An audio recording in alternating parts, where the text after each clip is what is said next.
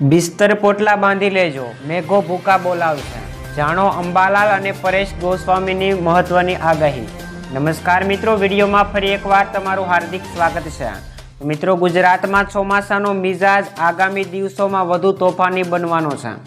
હવામાન વિભાગ અને વિવિધ હવામાન મોડેલ્સના આધારે બંગાળની ખાડીમાં આગામી 15 દિવસમાં 4 લો પ્રેશર સિસ્ટમ સર્જાવાની શક્યતા છે, જે ગુજરાત અને રાજસ્થાન ઉપર સીધી અસર કરશે। આ સિસ્ટમમાંથી 2 ખૂબ જ મજબૂત હશે, જે વેલમાર્ક લો પ્રેશરથી ડિપ્રેશન અથવા ડીપ ડિપ્રેશનની કેટેગરી સુધી પહોંચી શકે છે। આની અસરથી ખાસ કરીને સૌરાષ્ટ્રના કાંઠાના વિસ્તારોમાં આગામી 4 દિવસમાં અતિભારે વરસાદ થવાની શક્યતા। અંબાલાલ પટેલે અત્યંત ચોંકાવનારી આગાહી કરી છે। રાજ્યમાં મેઘરાજા ધબડાટી બોલાવશે। જામનગર, દ્વારકા, પોરબંદરમાં પણ વરસાદની આગાહી કરવામાં આવી છે। ઉત્તર ગુજરાતના ભાગોમાં પણ અતિભારે વરસાદ થઈ શકે છે। દક્ષિણ ગુજરાતમાં પણ વરસાદ પડી શકે છે। રાજ્યમાં અનરાધાર વરસાદની આગાહી કરવામાં આવી છે અને મોટાભાગના વિસ્તારમાં પૂરની સ્થિતિ પણ સર્જાઈ શકે છે। અનેક વિસ્તારોમાં 12 ઇંચથી પણ વધુ વરસાદ પડી શકે છે। હાલ વાતાવરણમાં 4 સિસ્ટમ સક્રિય છે અને હજુ પણ 5મી સિસ્ટમ સક્રિય થશે।